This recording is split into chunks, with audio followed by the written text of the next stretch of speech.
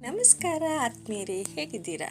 ಇವತ್ತು ನಾನು 40 ವರ್ಷಕ್ಕಿಂತ ಮೇಲ್ಪಟ್ಟ ಪುರುಷರು ಅಥವಾ ಮಹಿಳೆಯರು ಯಾವ ರೀತಿ ಇರಬೇಕು, ಅವರ ಜೀವನ ಶೈಲಿ ಹೇಗಿರಬೇಕು ಅನ್ನೋದ್ರ ಬಗ್ಗೆ ಒಂದಿಷ್ಟು ಮಾಹಿತಿಯನ್ನು ಕೊಡ್ತಾ ಇದ್ದೇನೆ. ಅಪೌಷ್ಟಿಕತೆ ಮತ್ತು ಕಲಬೆರಕೆ ಆಹಾರಗಳು ನೇರವಾಗಿ ಆರೋಗ್ಯದ ಮೇಲೆ ಪರಿಣಾಮ ಬೀರುತ್ತೆ. ಹಾಗಾಗಿಯೇ 40 ವರ್ಷಕ್ಕೆಲ್ಲ ನಾನಾ ರೀತಿಯ ಕಾಯಿಲೆಗಳು ತುತ್ತಾಗುವ ಅವಕಾಶಗಳು ಕೂಡ ಹೆಚ್ಚಾಗ್ತಾ ಇರುತ್ತೆ. 40 ವರ್ಷದ ನಂತರ ಮಹಿಳೆಯರಾಗಲಿ ಪುರುಷರಾಗಲಿ ತಮ್ಮ ಜೀವನ ಶೈಲಿಯಲ್ಲಿ ಕೆಲವು ಬದಲಾವಣೆಗಳನ್ನು ಕೈಗೊಳ್ಳಲೇಬೇಕಾಗತ್ತೆ.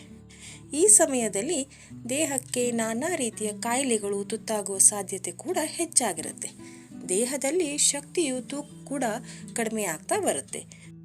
ನಿಮ್ಮ ದೇಹ ಯಾವಾಗಲೂ ಆ್ಯಕ್ಟಿವ್ ಆಗಿರಲು ಕೆಲವೊಂದು ಸಲಹೆಗಳನ್ನು ಇಲ್ಲಿ ನೀಡಲಾಗ್ತಾ ಇದೆ. ನಿಮ್ಮ ಜೀವನದಲ್ಲಿ ಅಳವಡಿಸಿಕೊಂಡು ಸುಖಕರವಾದ ಮತ್ತು ನೆಮ್ಮದಿಯ ಜೀವನವನ್ನು ಸಾಗಿಸಿ. ಮೊದಲನೇದಾಗಿ 40 ವರ್ಷ ಮೇಲ್ಪಟ್ಟವರಿಗೆ ಮಾಡಬೇಕಾದ ನಿತ್ಯ ಕ್ರಮಗಳಂದರೆ ದೈಹಿಕ ಚಟುವಟಿಕೆ. National institute of ageing department of health and human service ಪ್ರಕಾರ ವ್ಯಾಯಾಮ ಮತ್ತು ದೈಹಿಕ ಚಟುವಟಿಕೆ ಆರೋಗ್ಯಕ್ಕೆ ತುಂಬ ಒಳ್ಳೆಯದು.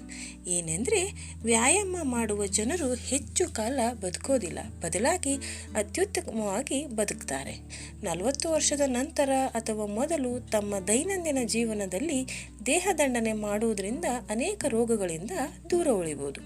40 ವರ್ಷದ ನಂತರ ವಾಕಿಂಗ್, ಜಾಗಿಂಗ್, ಮೆಟ್ಟಲು ಹತ್ತುವುದು, ಇಳಿಯೋದು ಪ್ರತಿನಿತ್ಯ ಮಾಡುವುದನ್ನು ತಪ್ಪಿಸಬಾರದು. ಎರಡನೇದಾಗಿ ಯೋಗ ಮಾಡೋದರಿಂದ ದೇಹ ಹಾಗೂ ಮನಸ್ಸು ಉಲ್ಲಾಸಮಯವಾಗಿರುತ್ತೆ. ಅನೇಕರು ಇದನ್ನು ದೈಹಿಕ ಚಟುವಟಿಕೆಯ ಒಂದು ರೂಪವೆಂದು ಪರಿಗಣಿಸಿದರೂ ಕೂಡ ಆಧ್ಯಾತ್ಮಿಕ ಬೆಳವಣಿಗೆಗೆ ಇದು ಸಹಾಯ ಮಾಡುತ್ತೆ. ಯೋಗಶಾಸ್ತ್ರದ ಪ್ರಕಾರ ಯೋಗ ಮಾಡೋದ್ರಿಂದ ವೈಯಕ್ತಿಕ ಪ್ರಜ್ಞೆಯ ಒಕ್ಕೂಟಕ್ಕೂ ಕೂಡ ಕಾರಣವಾಗಿರುತ್ತೆ. ಇದು ಸಾರ್ವತ್ರಿಕ ಪ್ರಜ್ಞೆ, ಮನಸ್ಸು, ದೇಹ, ಮನುಷ್ಯ ಮತ್ತು ಪ್ರಕೃತಿಯ ನಡುವಿನ ಪರಿಪೂರ್ಣ ಸಾಮರಸ್ಯವನ್ನು ಸೂಚಿಸುತ್ತೆ. ಹಾಗಾಗಿ ಪ್ರತಿಯೊಬ್ಬರೂ ಪ್ರತಿನಿತ್ಯ 20-30 ನಿಮಿಷಗಳ ಕಾಲ ವ್ಯಾಯಾಮ ಮಾಡುವುದನ್ನು ರೂಢಿಸಿಕೊಳ್ಳಿ. ಮೂರನೇದಾಗಿ ನಿದ್ರೆ. ಮನುಷ್ಯನಿಗೆ ನೀರು, ಆಹಾರ ಎಷ್ಟು ಮುಖ್ಯವೋ ನಿದ್ರೆಯೂ ಕೂಡ ಅಷ್ಟೇ ಮುಖ್ಯ.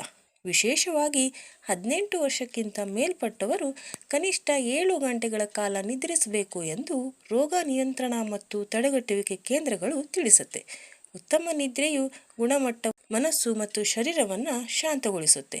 ಅಲ್ಲದೆ ಆರೋಗ್ಯಕರವಾದ ಚರ್ಮ ಮತ್ತು ಕೂದಲನ್ನು ಪಡೆಯಲು ಕೂಡ ನಿದ್ರೆ ಸಹಾಯ ಮಾಡುತ್ತೆ. ನಾಲ್ಕನೇದಾಗಿ ಪೋಷಕಾಂಶವುಳ್ಳ ಆಹಾರ. 40 ವರ್ಷದ ನಂತರ ಅಥವಾ ಮೊದಲು ಯಾವುದೇ ಕಾರಣಕ್ಕೂ ಪೌಷ್ಟಿಕಾಂಶಗಳ ಆಹಾರದಲ್ಲಿ ರಾಜಿ ಮಾಡ್ಕೋಬಾರದು. ವಿಟಮಿನ್ಗಳಿಂದ ಸಮೃದ್ಧವಾದ ಆಹಾರವನ್ನು ಸೇವಿಸುವುದು ಅತಿ ಮುಖ್ಯ. ನಾವು ತಿನ್ನುವ ಆಹಾರವು ನಮ್ಮ ಆರೋಗ್ಯವನ್ನು ನಿರ್ಧರಿಸುವುದರಿಂದ ಪೋಷಕಾಂಶಗಳಿರುವ ತುಂಬಿರುವ ಆಹಾರದ ಆಯ್ಕೆ ನಿಮ್ಮದಾಗಿರಲಿ. ಮುಖ್ಯವಾಗಿ ನಿಮ್ಮ ಆಹಾರದಲ್ಲಿ ಉತ್ಕರ್ಷಣ ನಿರೋಧಕಗಳನ್ನು ಸೇರಿಸಿ. ಇದರಿಂದ ಹೃದಯದ ಮತ್ತು ಕ್ಯಾನ್ಸರ್ನ ವಿರುದ್ಧ ಹೋರಾಡಲು ಸಹಾಯ ಮಾಡುತ್ತೆ.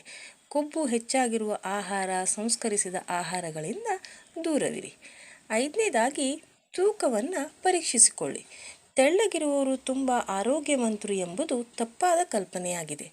ನಮ್ಮ ವಯಸ್ಸು, ಲಿಂಗ ಆಧಾರಿತವಾಗಿ ಎಷ್ಟು ತೂಕವಿರಬೇಕು ಎಂಬುವ ಪಟ್ಟಿ ಪ್ರಕಾರ ತೂಕವಿದ್ದರೆ ಸಾಕು. ಈ ಮೇಲೆ ಹೇಳಿರುವ ಎಲ್ಲ ಕ್ರಮಗಳನ್ನು ಅನುಸರಿಸುತ್ತಾ ಜೀವನದಲ್ಲಿ ಒಳ್ಳೆಯ ನೆಮ್ಮದಿ ಸುಖವನ್ನು ಅನುಭವಿಸಿ ಎಂದು ಹಾರೈಸುತ್ತಾ, ಈ ಮಾಹಿತಿ ನಿಮಗೆ ಇಷ್ಟ ಆಯಿತು ಅಂದರೆ ಈ ವಿಡಿಯೋನ ಲೈಕ್ ಮಾಡಿ, ಶೇರ್ ಮಾಡಿ, ಕಮೆಂಟ್ ಮಾಡಿ, ಹಾಗೆ ಚಾನೆಲ್ ಕೂಡ ಸಬ್ಸ್ಕ್ರೈಬ್ ಮಾಡಿ.